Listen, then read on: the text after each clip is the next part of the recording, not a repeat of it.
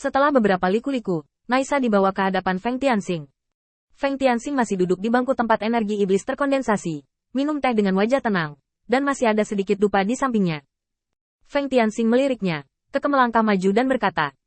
Menjelaskan, Kapten Mozu berkata langsung. Tuan Hui Mojun, dia sudah mulai melarikan diri ketika kami mulai mengepungnya. Menurut pengamatan kami, kecepatannya tidak lambat, dan pada saat kritis terakhir, dia berhenti dan tidak menerobos lingkaran sihir. Jadi saya menilai bahwa dia mungkin berguna untuk Tuan Raja Iblis. Jadi saya mengantarnya ke sini. Saya meminta Lord Demon Lord untuk menghakimi. Keke berpikir sejenak, sepertinya sedang berpikir, tapi sebenarnya hanya menunggu perintah Feng Tianxing. Tidak lama kemudian, Keke menjelaskan hasil Feng Tianxing. Naisa, apakah kamu sudah menyelesaikan tugas yang diberikan Lord Demon Lord kepadamu sebelumnya? Aku ingin kamu memberitahu semua iblis di kamp ini. Jika kamu gagal melakukannya, Lord Demon Lord akan membunuhmu untuk melampiaskan kebencianmu. Kaki Naisa lemas karena ketakutan, dan dia berlutut di tanah dengan plop, bersujud berulang kali. Tolong maafkan saya, Tuan Raja Iblis. Saya bingung untuk sementara waktu. Tolong beri saya kesempatan lagi, Tuan Raja Setan. Keke terkekeh, mengangkat jarinya dan menunjuk setengah dari dupa yang tersisa.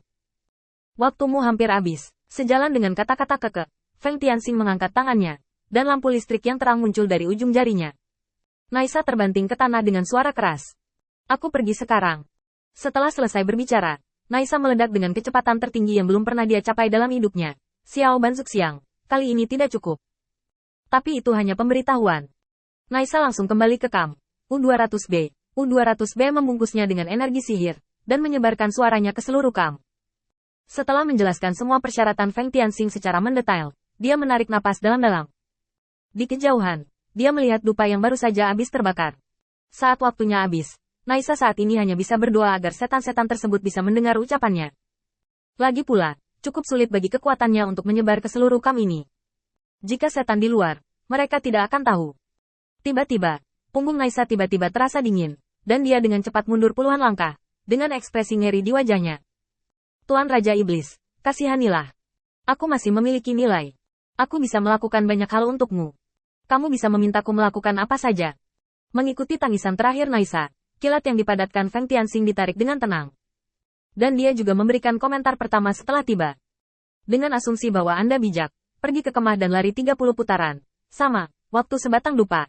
Saat kata-kata Feng Tianxing jatuh, dupa lain dinyalakan lagi. Tapi itu sedikit lebih tebal dari yang sebelumnya. Saat ini, Naisa merasakan tekanan yang belum pernah terjadi sebelumnya. Tetapi dia tidak punya pilihan. Dia bahkan tidak memikirkan apakah dia bisa menyelesaikan lari dalam durasi dupa, dan berlari langsung keluar kamp sebelum orang lain. Pada saat ini, setan-setan yang mendapat kabar tersebut berbondong-bondong ke tengah perkemahan satu demi satu.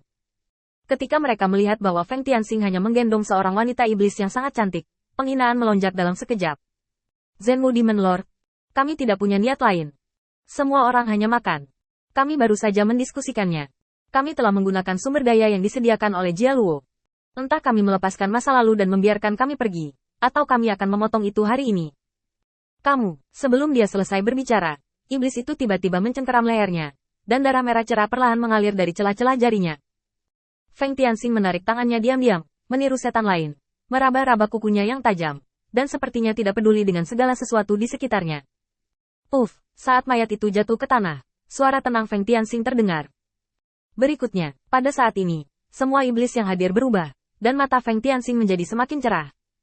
Mereka yang ingin mengaku, keluar dan lari 60 putaran. Jika Anda tidak dapat menyelesaikannya dalam waktu membakar dupa, Anda akan diturunkan ke dinas militer sampai Anda dapat membayar hadiah yang mulia Jia Luo. Selain itu, kalian semua bisa pergi bersama. Feng Tianxing langsung bangun, tetapi tidak ada gerakan ekstra di tubuhnya. Guntur bergulir sudah terdengar, dan cahaya putih menyilaukan membombardir.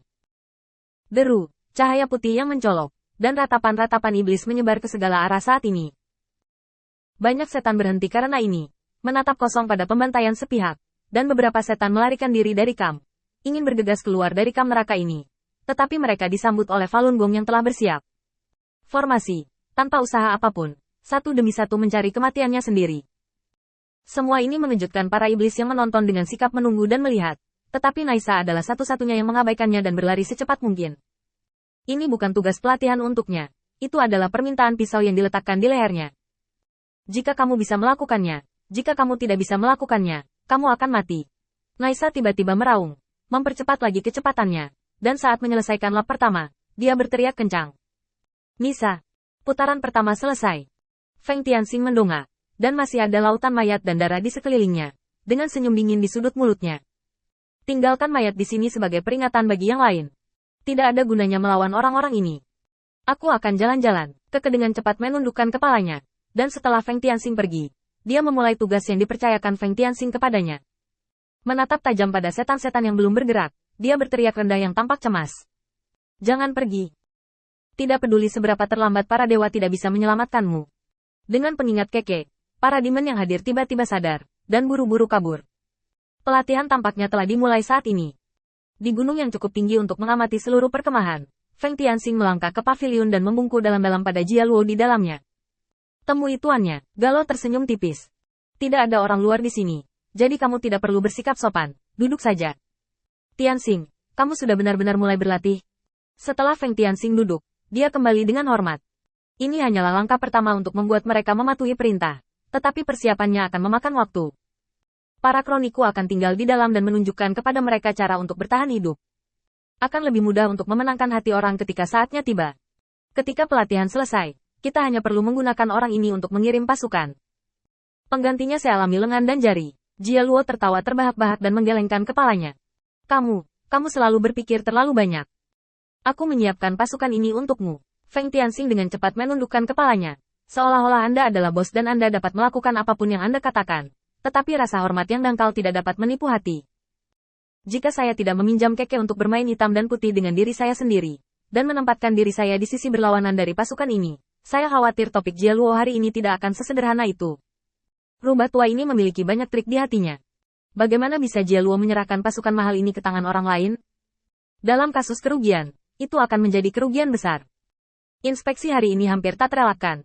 Itu hanya inspeksi untuk menentukan metode apa yang akan dia gunakan untuk berlatih, dan apakah dia akan memiliki status yang lebih tinggi darinya di antara iblis-iblis ini.